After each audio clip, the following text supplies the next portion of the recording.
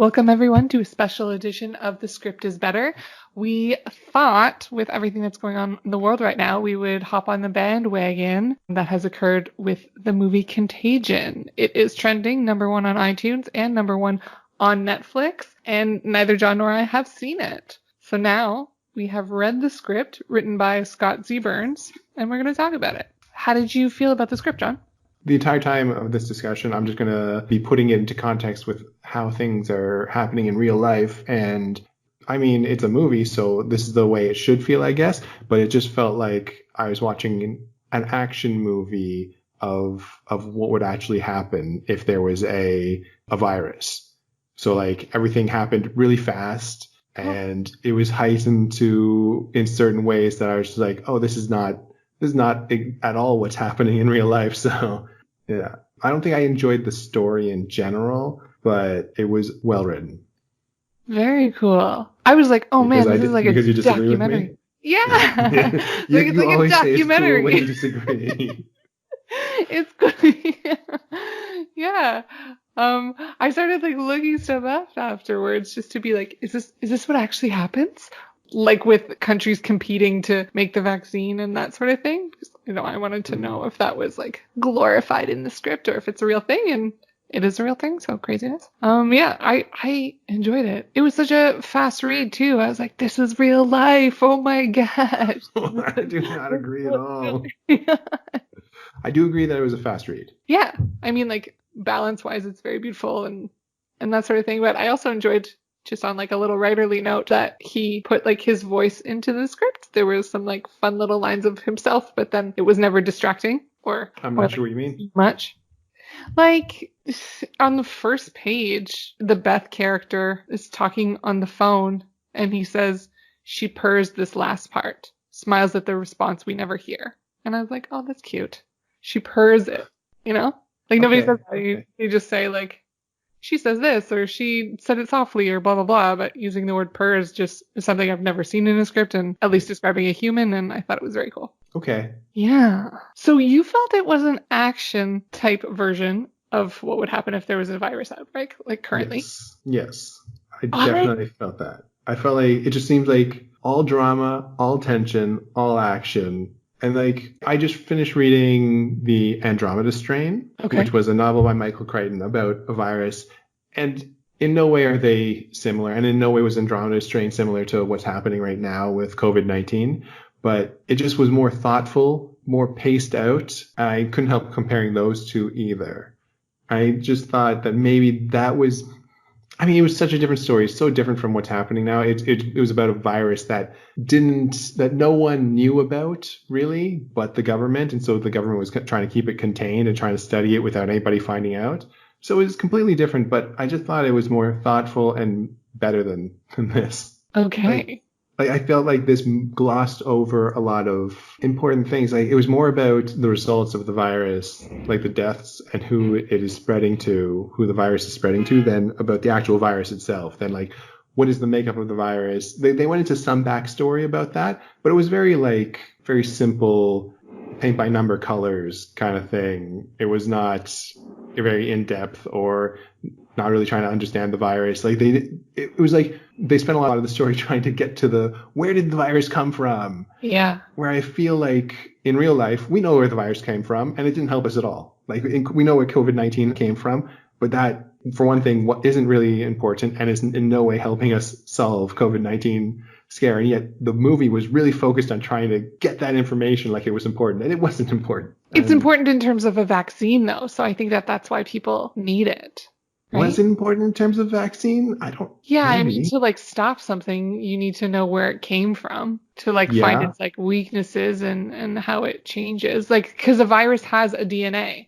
So if they can find what the virus's DNA is and how that DNA kind of came to be from its birth from a pig and a bat or whatever. Sure. Okay. So in a similar vein, they're saying that it's going to take 4 months, or they have 4 months later, they have a vaccine to it in the movie. Where in real life, we're saying like 12 to 18 months if we want to actually have an actual vaccine or like doing testing on humans. Yeah. So that was very unrealistic. Also, in the movie, though, there was somebody like to speed that up, there was somebody who was like self-sacrificing. There was that person who just like gave themselves the vaccine after like one monkey had been successful with it. And they were like, well, this is how this person in history got this vaccine, so I'm just going to do it. Sure. And it worked out. Yeah. But like in See, real I life, just I think don't like know. in real life that wouldn't. Yeah, just little things like that. I don't know. I'm sorry, I'm being down on this movie. Secret Service moving the president underground. That happened really fast.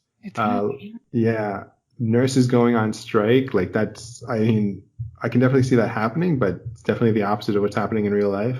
But I guess this virus in the movie was more deadly. Yeah, it's killing like everyone it touches.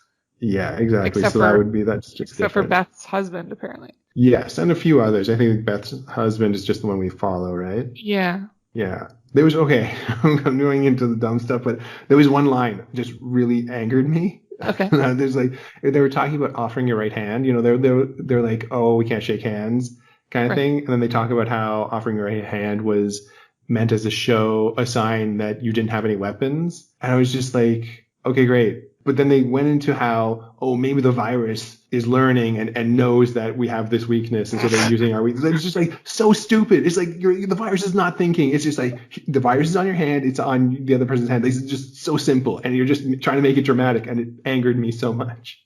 Yeah, they were like, I don't know if everyone followed that. So that they were suggesting that like the virus knew that humans shook hands, and so it like changed to be able to be a shaking hands passing disease.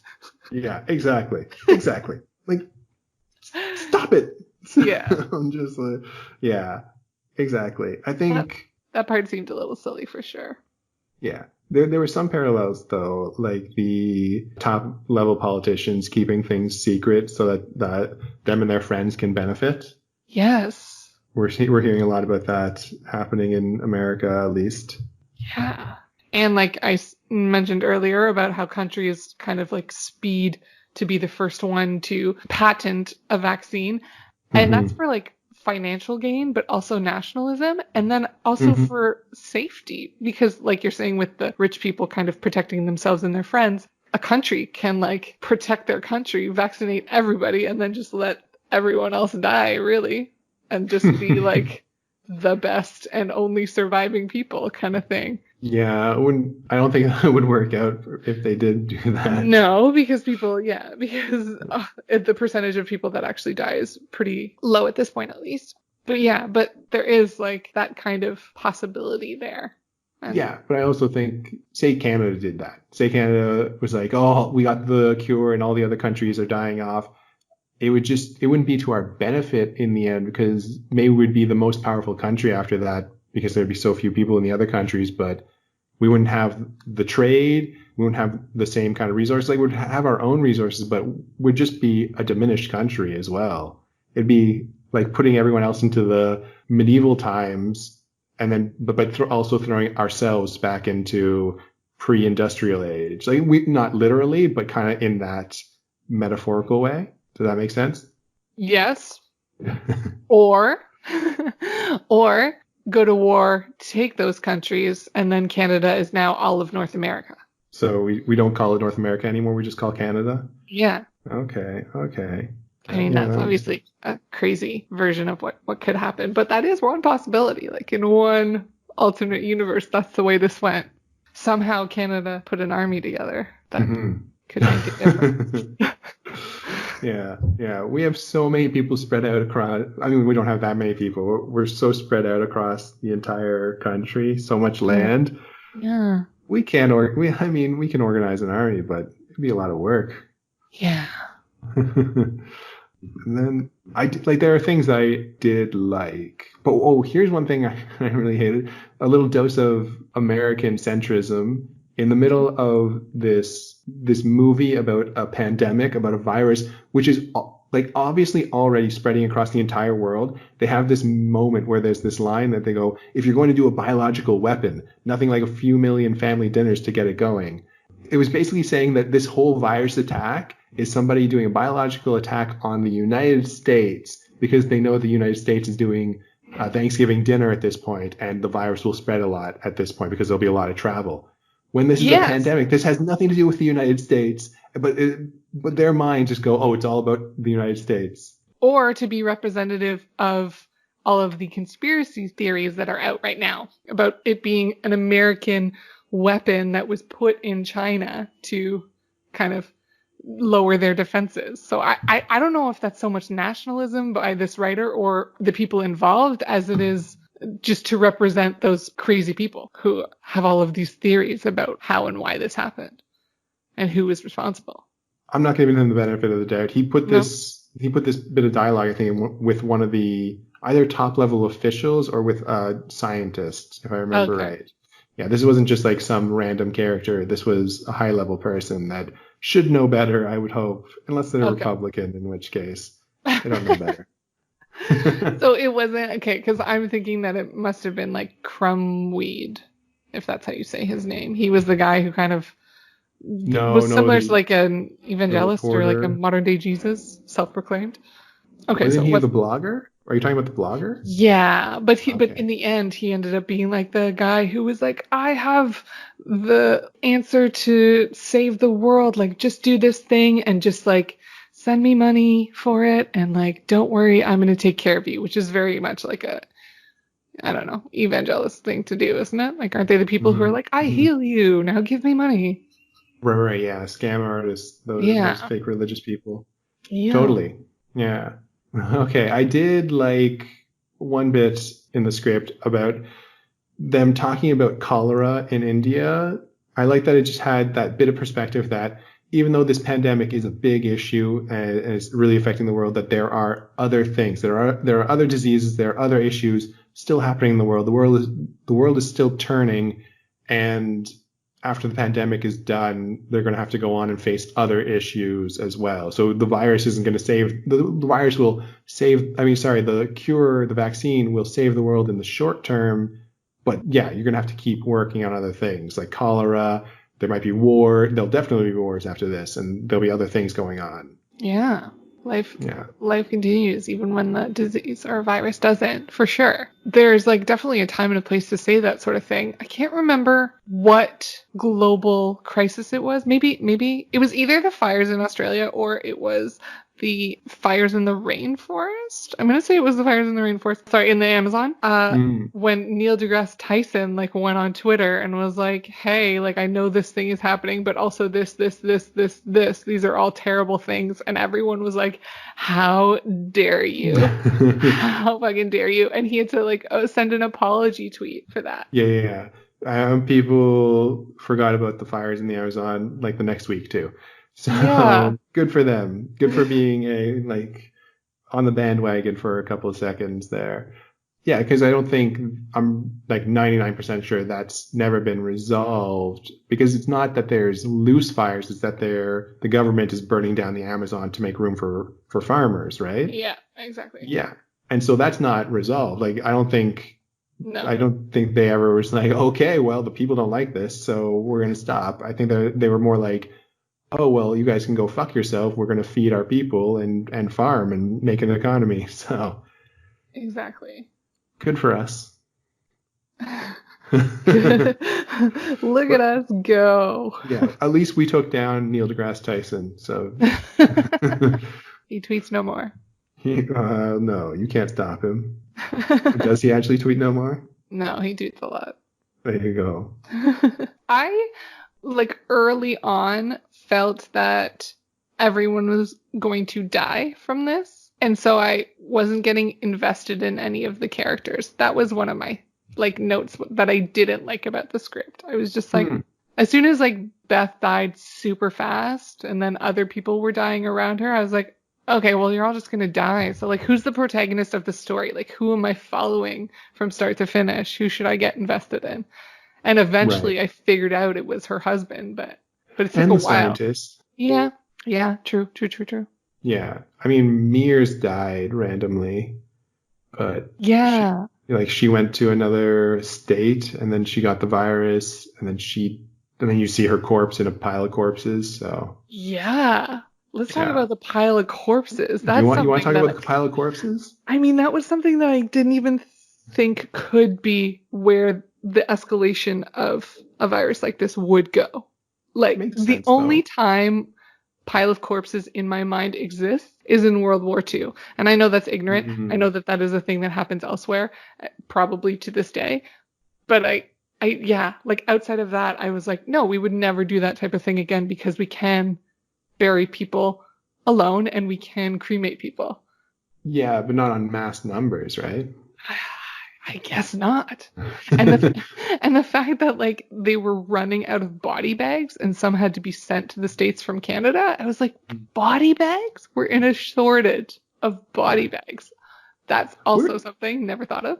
We Canadians were remarkably unrepresented in this film. We barely. I think that was our only mention. So I'm going to assume we never got the virus.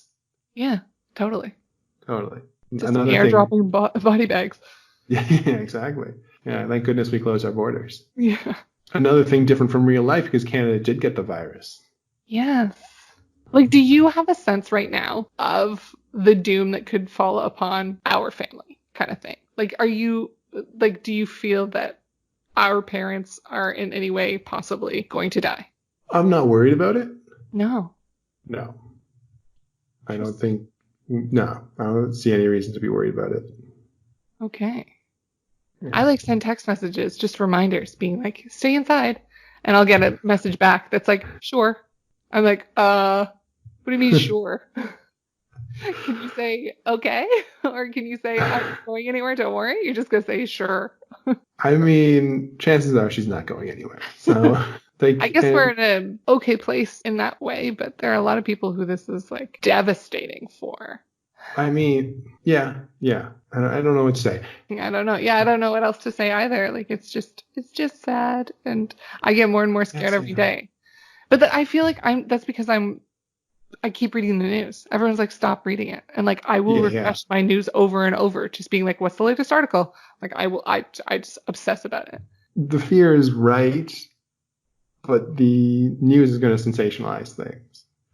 So yeah, like it's. I don't think sometimes reading the news is any better than watching a movie. Fair. Yeah. This was written or filmed, or rather it came out in 2011, so I'm not exactly sure what year it was written. The script says 2010, and there was a reference to MySpace. I was like, was there? MySpace still around in 2010? They said this will be tweeted and MySpaced all over the planet. Like, could you not get the like rights to Facebook or Google? No. Like, if you have to have the rights to it. You have to like be allowed to reference things that are popular. Anything that's like copywritten, you have to be given permission, and sometimes you have to pay to use it. Oh fuck! Don't pay Facebook. Maybe that's why MySpace is like, yes, please give us the money. Yeah, so I'm curious to see if that's going to stay in the film. Does it just feel dated? You think it'll change? Yeah. I don't know. Maybe Facebook really took off in 2011 or by 2011. They're like, okay, let's switch it up. Well, definitely. I think it was like 2005 that it started. When did it start becoming popular? I feel like 2008. Okay. Everyone was like, get on Facebook. Tell everyone that your relationship is complicated. Oh my God. It's always complicated, isn't it? Yeah. My relationship with COVID-19 is complicated. Yeah. Are we seeing each other? Are we not? Jesus. So much drama. One thing you I was going to say, you said that it was hard to tell who was the main character, who you should relate to at the beginning because everyone's going to die. One thing I thought was remarkable in this script was just the amount of people. Yeah. The amount of people. There was just like, this is like a extra's wet dream, or not extra, but like people who are trying to like break into the industry and get a leg up. There were so many roles for them because they're like, there'll be characters who had like 2 lines everywhere. Like on every page, there's a new character that has a name. He's named at least Garbage Man or something. And he has 2 lines. And there's a credit for you, buddy. I'm just curious. I'm like very interested to see if it's going to be a celebrity for like everything though. Because there's so many people just from the poster. It's so star-studded. Like having seen it over the years, I'm like, oh my gosh. I don't know why I have this impression, but anytime they get such a big cast of celebrity characters in one movie or doing anything, I'm always like suspicious of it. And this is probably going to suck. Yeah. So we'll see how this one goes. I didn't look at the ratings for this. I think it's popular though, right? It did pretty well.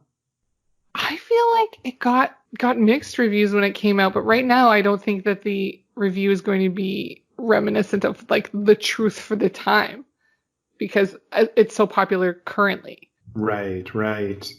So yeah, it has a 6.7 on IMDb, 85% for Rotten Tomatoes. Oh, yeah, okay, so it looks like it did do pretty well. Holy shit, the writer of this, Scott Z. Burns, does so much stuff with Matt Damon. I mean, Matt Damon is a good person to write for, I guess. Yeah. If he needs to, Matt Damon can write his own stuff, though. One time, Beck, but he got an Oscar for it, right? Or whatever. True. He did. Can you argue with those results? No, I guess not. So at the end of the script, it shows you in flashbacks how the disease got passed from animals to humans. And I found that part very confusing because it goes backwards in order. Yeah, I mean, like, really seeing it will probably be obvious, but because it's, like, chopped up with other dialogue and other scenes, I didn't fully understand what was happening, so I had to give that a second read to get it. And I still don't fully understand. From what I can get from that part, they're saying that the bat had a virus, which was given to a pig, which was then given to a human, and then given back to the pig, and then given to Beth. No, it was just given from the pig to the humans. Okay. But it was bat, pig, then to humans. Yes, exactly. The reason I thought it was given to human, then back to pig, then back to human again was because they said that the gentleman who was buying the pig from the market was coughing before he chose the pig. I'm like, if this guy's already sick before he chooses this pig, then is he... like, no, I think he was selling the pig. I think the guy who was selling the pig was coughing. Oh, okay. That makes a lot more sense. Yeah. We'll see. Even with that, there's confusion in it. It must be easier to see on screen. Yeah, no doubt. Man, the symptoms, just having the seizures. Yeah. Yeah, so and like not being able to help somebody, especially in public. Like, once people realize and once the world is told that, like, these are the symptoms and seizures may happen, if you see somebody seizing, you're supposed to, like, get stuff out of their way and possibly, like, turn them on their side so that if they puke, they're not going to choke on their vomit, that sort of thing. But, like, you can't. You just have to, like, let them seize. Otherwise, you could get the virus. Yeah. Exactly. So if you happen to be outside and you see people back, run away. Don't save people's lives. Totally. Yeah, I really got to stop reading the news. Yeah, I think you should worry less and yeah. I am worried and I'm taking necessary measures, but let's not overblow these things. Okay. Another thing that I just remembered in the script that I didn't love. Sure. So the daughter of Beth and her husband, whose first name I forget, but he's just referred to as Emhoff in the script. It's true. He's in isolation, and she comes to visit him in this airlock vestibule. And the doctors that are, like, taking care of him are in these, like, full get-ups so that they don't get the possible disease that they're not sure if he has. And then she's just not. They just, like, let her go and see him without any stuff on. And at the end of that scene, she lies down across the end of his bed and drapes herself across his feet. I was like, what? Why? Yeah, maybe he had more stuff going on. I don't know. Yeah, I'm not sure. He has a mask on. Yeah. But even still, I don't think she should be draping herself across his feet if they're worried. She was wearing plot armor, though, Beck, so she was okay. Wonderful. Yeah. You know she couldn't die. Yeah. I think there were little stupid things like that. I'm not sure I enjoyed the ending where things the movie gets to the point, at least in the script gets to the point where they just don't have a resolution. Like everyone, they have to do a time jump forward, but right before the time jump, it looks like everything's bad. There's no resolution. There's lots of panics. There's lots of people fighting over food and stuff. And at that point, everyone just kind of like, I think it's supposed to be a really human moment where everyone, despite the virus, they start coming back together. And the daughter, Jory, almost makes out with her crush from across the street. Then one of the doctors goes and hangs out with his wife, and they could be infected, but they make out and they give in to their feelings and embrace and stuff. I think it's supposed to be a human moment, but also, yeah, it just seemed weird. And then just a time jump 4 months later, like, oh, now we have a resolution. I mean, I liked the time jump because I felt like they had gotten as much as they could have out Yeah. of that present time in terms of Yeah. story. So I needed some sort of resolution, but I guess, yeah, like you don't really, like you get that woman put the vaccine in herself, like trial and error kind of thing, and it works. And now there's vaccine for different people. And then you understand that they're giving the vaccine out slowly in a kind of a random lottery sort of thing.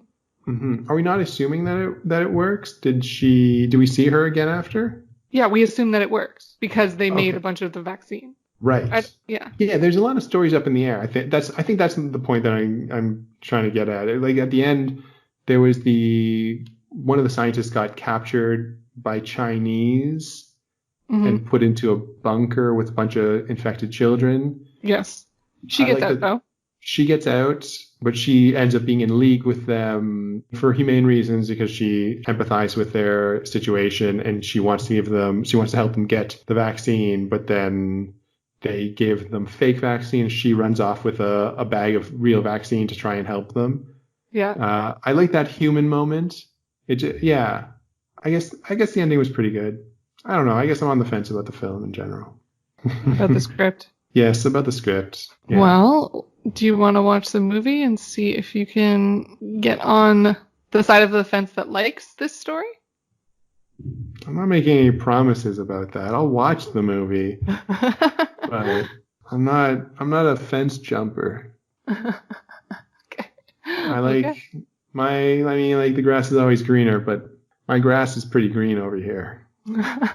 All right. Yeah. We'll talk about fences when we come back.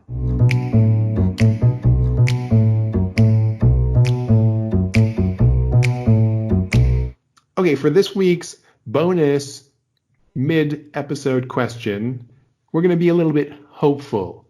Beck, what are you most looking forward to doing once our quarantine, self-isolation, COVID-19 issue is kind of at least hopefully long-term wrapped up and you can actually get out of your house, enjoy the world again, and enjoy friends and crowds and embracing our loved ones? I mean, I feel like I'm going to do some more of what I'm already doing, but just with more people. So I'm most excited about having a night out. So I want to be in a busy restaurant, talk to the bartender, be with my girlfriend, be with my friends, and then go to a packed movie theater Mm-hmm. and watch a movie. Oh, is there a movie you want to watch in particular? No, just any movie with lots of people that are not Right. just, yeah, because right now I'm watching movies and it's, that experience where people laugh around you and then you kind of Mm-hmm. laugh as well. That sort of thing is not happening. It's just me Of course. deadpan watching stuff. Yeah. Yeah. How about yourself? Yeah. It's going to be hanging out with friends. Yeah, it was so quick. Just one weekend, we went to the Loft in Ottawa, which is a board game place. Yeah. So a group of us went to the Loft, and then before even like the next weekend, no one was allowed to hang out anymore. Like you can't even I think even groups of 5 people now are not good. So I'm excited and you need 5 people to have a board game night, right? Or like a four Yeah. people at least. So I'm looking forward to being able to play board games again. Yeah. Is there like virtual Settlers of Catan or something? I mean, Settlers of Catan is a great game, but I think I'd rather play other things. Like I mean, apropos of what's going on, Pandemic is one of my favorite board games, Ooh. which I highly recommend to people. It's a cooperative game where viruses are spreading in different parts of the world, and you play as different characters, all starting out from the CDC in Atlanta, and you all have different powers, and you go around the world curing these 4 different diseases as outbreaks happen and things get worse. It's very fun. Like I love cooperative games like that, and yeah. Cool. Yeah, yeah. So I'd love to be able to play around to that with some people. I can definitely play that. I think there's at least a version of that on Steam, but I've never tried a board game online. I'm not sure if I want, even in these times, to start that. I feel like board games, like with you in movies, you want it to be in a crowd with people. I think that's more of where my heart is. I want to be in a crowd. I want to have those interactions with people. Yeah. Yeah. Okay, cool. So maybe one day we'll get to see other people again. Yeah, for sure. All right, back to the movie.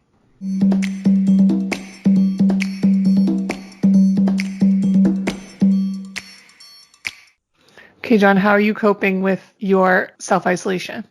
I am coping well enough. Well enough. I think I'm more tired than I should be, just all the time. I don't do as much as I would, but I'm more tired. The other day, did I tell you I went for a walk, a 3-hour walk, and that just really helped. No. So Yeah. you exercised more and you felt less tired. Yes. And I exercised more and I got more sun. It was a sunny day. It was like 8 degrees and it was brilliant. And I just felt better all around. That's amazing. I'm Mhm. very, very jealous.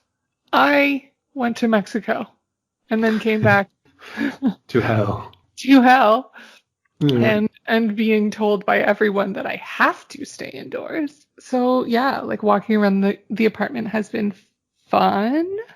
I walk from like the couch to a desk chair to the dining table to my bed and then to the toilet. And that's Hmm. a great time. Yesterday I stretched for 5 minutes and that was the first time I've done that. Not only since starting this isolation, but also in months. And Okay. that felt good. Yeah. But Definitely do that. Yeah. yeah. I mean, you've got like that nice walk just outside. I mean, people saying that you have to stay indoors and you definitely want to isolate and everything, but you can still go out and like do a walk just along the water, I would think. Yeah. I don't know. It's so they're fine lines. I thought so. But then some other people are like, no, indoors the entire time for the whole Who 14 days. I'm who like, who, who are these people? no, I don't know. I don't want to fuck with anybody. I'm already mad. There's a girl in this neighborhood who has been interviewed on a site, but she has remained anonymous. And she said that she faked her symptoms, saying that she had none, coming back through the border from a vacation so that they wouldn't like quarantine her and that she'd be able to like get on this flight, even though she knew she had COVID at that point. Okay. And she lives in my neighborhood. So now she's like somewhere in her building quarantined, and she in this interview was explaining, she's like, well, I just like had to come home and then I knew they weren't going to let me come home, so I did what I had to do. It's like a survival thing. I was like, get you bitch, first of all. Second of all, I don't want anyone like getting mad at me like that, so I'm just gonna play by the rules. You know? Okay. Stay inside, but I'll stretch more, maybe a jumping Stretching is jack or something. yeah, one jumping jack. That'll Yeah. get you. Oh yeah, get you through the day. Side note, yesterday I saw a video of a guy in Australia doing jumping jacks and he called them star jumps, and I thought that was cute. Nice.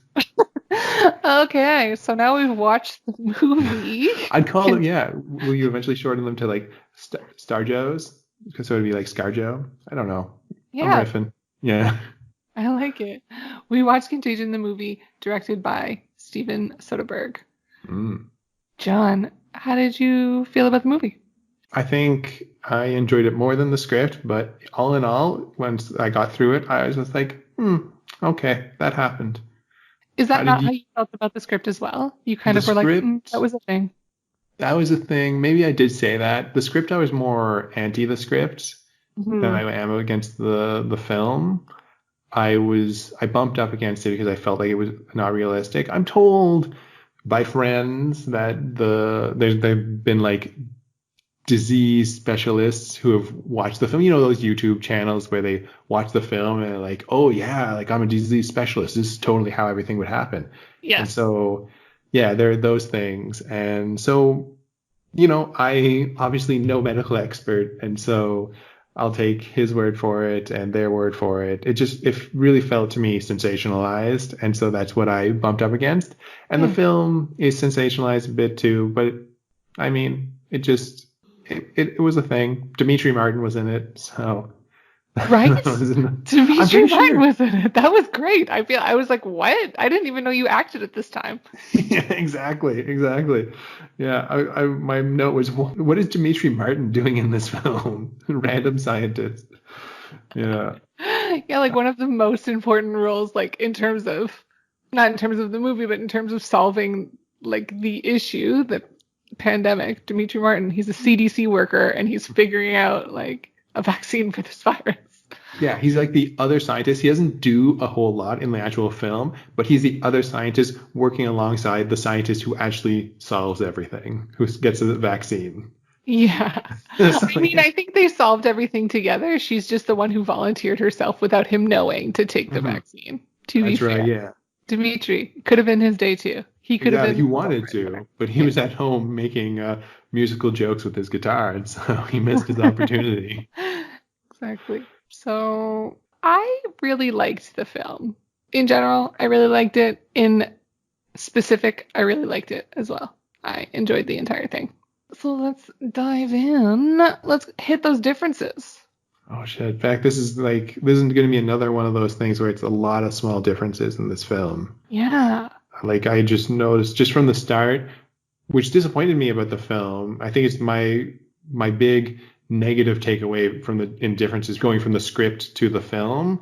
What I really felt negative about was the beginning, because I really felt in the script we were following each of these very minor characters. Like there's no reason why they all needed lines, and I understand why they cut them in the film, but we actually followed them. They had lines. We saw them interact with their family. They said things. I felt like we were connecting with these characters, and we got to see them before they died, before they became the first victims of the virus. And that was all done instead in like these more just like cuts between them with music playing, dramatic music, and you see them being sick and going around interacting with other people. And so you know the spread of the disease, but it's not as emotionally satisfying to me. Okay, I'm going to go against you on this one. I love that change so much. I loved it. I felt like, because I remember seeing in the script portion, I wasn't sure who to follow, and I felt like the pacing at the beginning was so slow because you get so much information about these people and then they all just die anyways. But in this one, it was like so clearly about the Emhoffs. Like they are the main people that you are supposed to like follow throughout it, and they're the through line. And so most of the time on Beth, and then you just see like the ripple effects of her life on other people. Mm-hmm. But yeah, I really enjoyed that. Yes, I see what you're saying about there's less of an emotional investment, and that might not be as fun. But that's okay. Okay, so that was one of the first differences right off the bat. Another difference, man, I really enjoyed this one, was that Jory, when she visits her father, Emhoff, Matt Damon, in the hospital, there's an actual like plastic or glass rather, like enclosure around him, which she is not able to go to. So they never actually touch each other while he's in isolation. And thank God they changed that, because that made no sense in the script.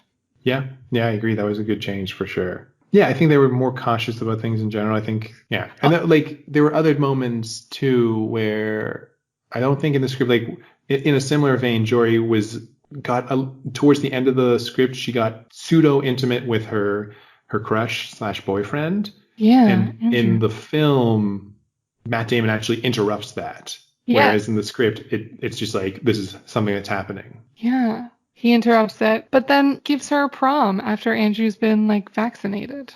Yeah. Which is really cute, because that wasn't in the script. It's true. So yeah, it not only was it more consistent, it made more sense. It also allowed for this setup for this emotional ending for that in that case. Yeah. Yeah. So that was really good.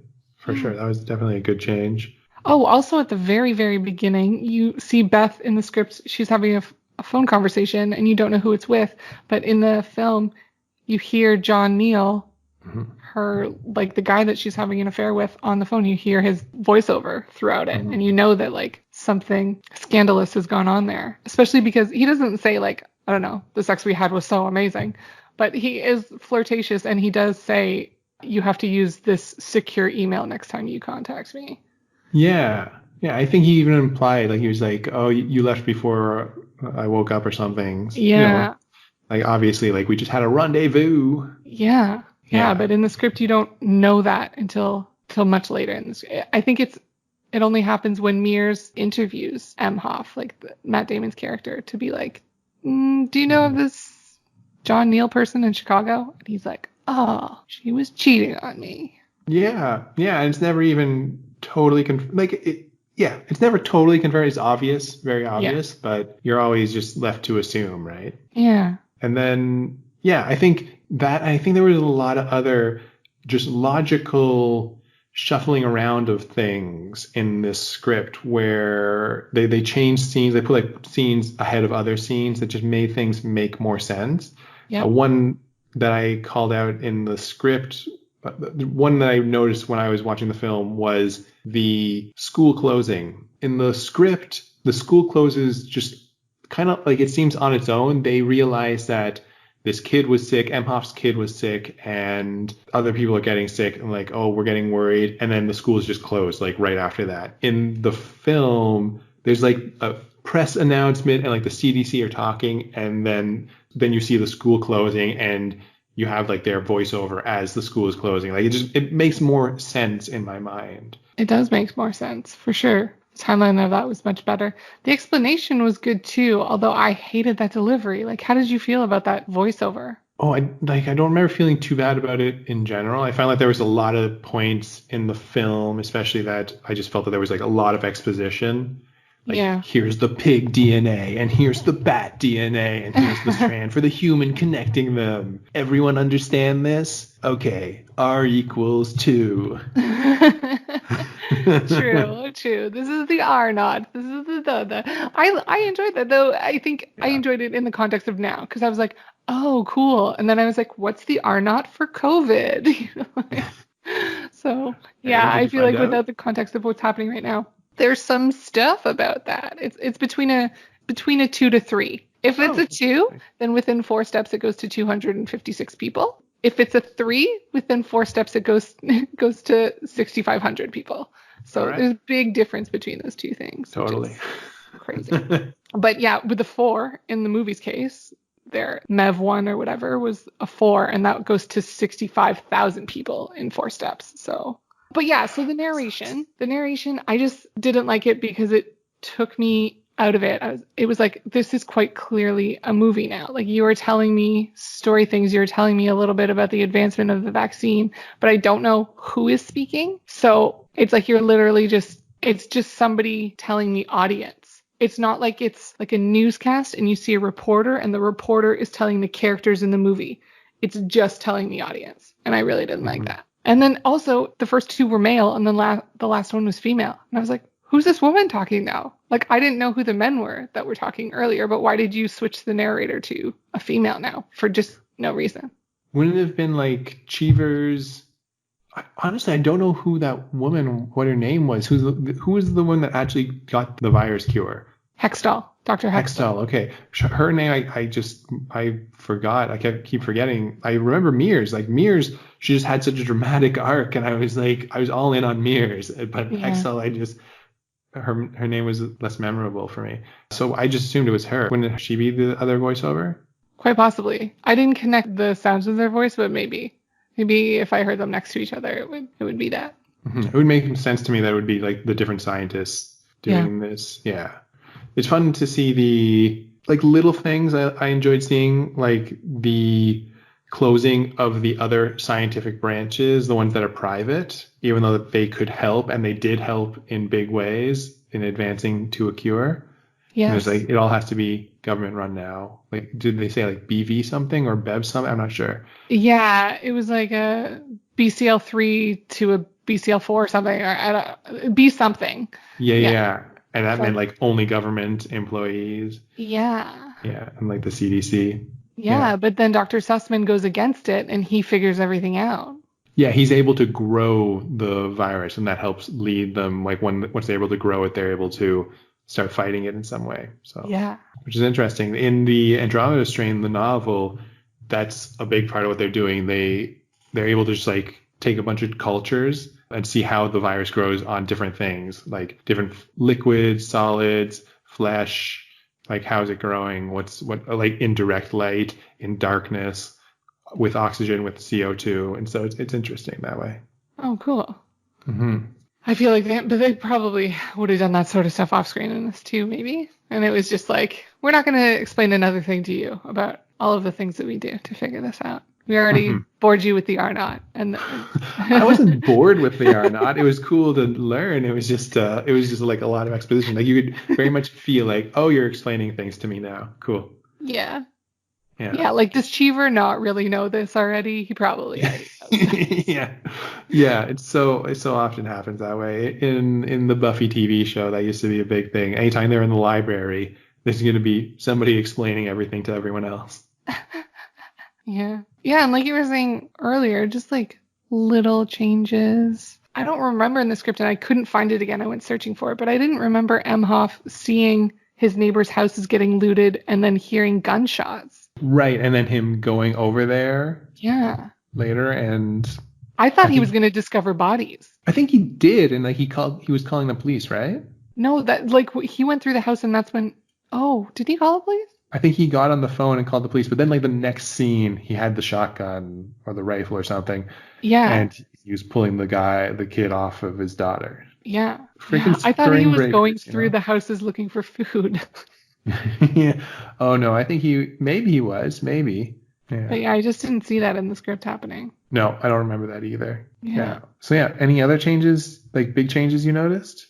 A big change. There were two other big changes. The one for me was that, I mean, maybe it's not that huge. No, it is big. So Dr. Hextall, in the Mm-hmm. script is talking to Cheever on the phone and she tells him about Barry Marshall. He's the guy who treated ulcers and how he like experimented on himself and ended up winning a Nobel Prize. And that's how it's changed science today. And then Right. while she's like on the phone with him, she like gives herself the vaccine. And she's like, we're going to find out if it works. But in the movie, she talks to Cheevers. They don't have that conversation about Barry Marshall. They just talk about like how far away a vaccine is going to be because they have to do human trials and who knows how long that's going to go on for. She gets off the phone. She gives herself the vaccine. And then she goes to visit her father in the hospital who is sick with the virus and has a conversation about Barry Marshall with him. And then her father's like, he won a Nobel Prize. And she's like, yeah. And so I feel as if we don't know if her father gets cured or not, but we do know that if he does die, he dies knowing that his daughter may have just saved the world and might win a Nobel Prize, which is pretty cool. I thought that added a lot of heart to that storyline. That definitely did, for sure.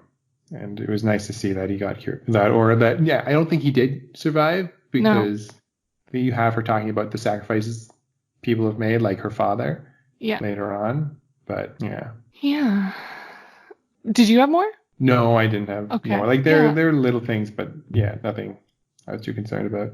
So the other one was that at the end where they show you how it all happens in the script, it's all intercut and it's backwards. But for the movie, it's just at like the very end. There's no intercuts and you just see it all play out in order, which I really appreciated. It's like, I don't know why we're doing this backwards. Right. And so it led to less confusion. Like you thought that it hopped between pig and human and then back to pig and then human again, right? But in this is very obvious, just bat, pig, human, we're done. Yeah. Yeah, we're all dead. Yeah. Yeah, for sure. And so I think that was better as well. Definitely. Yeah. I'm on board with all of the changes that they made. And obviously, like, those are probably Soderbergh's choices, and he is as big as he is for a reason. So, go you. He is, biggest fan right here. Yeah. I saw, you mentioned the shout out for Canada in the script we got the one shout out and it was body bags that were potentially being sent from Canada to the States. We got another little shout out. Toronto was on a map that they showed. They showed a really big map and they showed you where all the diseases were. And then it was like Toronto and there were none. There were none in bullshit. There were none in Toronto. Okay. They're the most popular and biggest city in Canada, but no disease in Toronto. It's only affecting the rest of the world. Canadians are immune. Yeah. These are some good folks up here. Let's leave them alone. Right. And what was it not like Chicago that was widely infected? Yes. And like Chicago is so close. Not necessarily to Toronto, but like to Canada. Yes, it's true. Yeah. If it was like LA, like that would be bad as well, like because there's going to be a bunch of flights coming out of LA and through LA, I'm sure. But at the same time, at least that would be a distance. People aren't just going to hop across the border. Yeah, it's true. It's true. Canada in this film, it's not reporting on the cases. It's being a bad government. Yeah. But this would have been Stephen Harper Stephen time, Harper, right? yeah. Yeah, of course. So classic Stephen Harper move, Right. Yeah. Can we just talk about how, where did Crumweedy get this get up that he's wearing when he's going through the streets? I mean, he's just a slimy character in general, right? So he must have double dealed some way in the background to get it. But I mean, I don't even know what you search. Like, like, are you like hazmat suit for home use with oxygen tank? But Like, no, I if think he you would even. have like had a connection with a buddy, and he would like tricked him into getting it. Oh yeah. Okay. Yeah, I don't think he would have done the Slimy internet link. thing. Okay. Yeah. But also, everyone seeing him walking around in the streets would know that he has not gotten the virus because if he had, he wouldn't need it. So, like, when the pregnant woman who worked at the newspaper comes to him and is like, I need some of this forsythia, whatever, Yeah, yeah. this cure, and he's like dressed in this plastic getup, she should have been like, oh, you're a fucking fraud. Would have been nice to have some like, like in death, she got like at least that moment because she dies pregnant. That's really sad. Okay. Yeah. Crumweedy, like I hate the character, Oh obviously. yeah. But apparently, and just reading on Wikipedia from the producer, one of the producers, they were actually wanted to be ambiguous about him. They wanted it to be a question of whether he was maybe telling the truth and he actually had been infected and he got a cure and the government was just lying and using him as a scapegoat, or maybe he was the slimy character that he is. He really seemed like he was the bad guy though in the film. Like, it Yeah, didn't seem but ambiguous. they did not defend him at all. Like, No. even the way he gets out, like Enrico Colantoni's character, the Dennis French guy, who comes to get him out of jail and is like, somehow you made bail, 12 million people must be as crazy as you or whatever. Saying that he's got 12 million followers that gave money to help get him out of jail just made him seem crazier to me. It didn't make him seem like, oh, maybe he did have it. It's just like, Was it? no, you've Yeah. convinced people and you're nuts. Was it 12 million followers or was it $12 million? It was $12 million and he was just using the same number. So he had, Right. because Crumweedy said earlier that he had 12 million like hits on his site or something. And he was like, 12 million people believe me. So I think they just kept using that same number. Sure. He was the worst. But good job with Jude Law in the casting. The whole casting was great. The whole casting was good. There was I want to talk about one storyline, the Marion Cotillard storyline with Orantes. Yes, Randy, yeah. Yeah, I just didn't feel. I think I would have enjoyed if that came in a little earlier in the film because by the time it happens and with the amount of times that we cut back to it, I just didn't feel too emotionally invested when she was in the village. Even though like we see these people and she's stuck with them and she starts getting like she obviously comes around like really wants to help them. Like I just didn't care. I didn't care for these villagers and I didn't care for her emotional arc in it. I mean, yeah, I don't know that I much cared for that storyline either. I liked it because I was like, I just wanted to follow her on this path of discovery of figuring out where the virus came from. So I was invested in it up until that point. But when she did get taken by that guy to that village, I was like, oh, okay. Like, you really think this one woman is going to get you 100 vaccines? I don't think so. Exactly. I That's don't your think so. collateral. Yeah. It's a little blah. And then I also want to know what she was going to do. She was running away at the end from the airport when she finds out that they were all given placebo vaccines. Is she just going to run there and tell them, hey, they're not real? Yeah, exactly. Because in the script, they implied that like she was handed a bag of vaccines, it seemed. Yeah. But in the film, she's given one vaccine. So she has one vaccine. Yeah. What's that going to do for you? Right? I think even the script and in the script, I found there were moments where I would just be reading the script and I think I wouldn't miss things, but it just, things just didn't seem as important. And so I wasn't following the Cheevers arc as much in the script as I did in the film. They focused a lot more on him, or it felt like I could focus a bit more on him. And Crumweedy's master stroke against Cheever, I just didn't feel that masterful. I'm just like, yeah, anyone could put something up online and lie about stuff. Like, I just don't know. Was it a recording? Maybe if it's just somebody saying that he did something, like he could just be like, no, that didn't happen. Right. And the person who is the person who like could have done that is Roger, the janitor. Yeah. And he quite clearly wasn't recording the conversation. So it's not a recording. No, unless like we're going to assume that all phone conversations are recorded. And so somebody in the company knew about it and took the phone. Yeah, I don't know. I just wasn't on board for that necessarily. Like I get that they needed a scapegoat though, so that's what and that's how he acted. Yeah. The only other thing I really wanted to bring up was like my favorite like little moment in the film was a conversation between Mears and Dave when they're walking to I think it's like an arena where they end up putting all the sick patients because there's no more room at the hospitals. And they're talking, and Dave's like, my wife makes me leave all my clothes in a soap bucket and then douses everything in hand sanitizer after I leave. She's overreacting, right? And Mears is like, not really. I was like, yeah. Stop touching your face. Yeah, and stop touching your face. Totally. Yeah. That's great. That's great in the movie. It's great for right now. It's such a funny, like, little moment. And I was like, I feel you. You know, honestly, I was really hoping in the film that a change would be that Mears survived.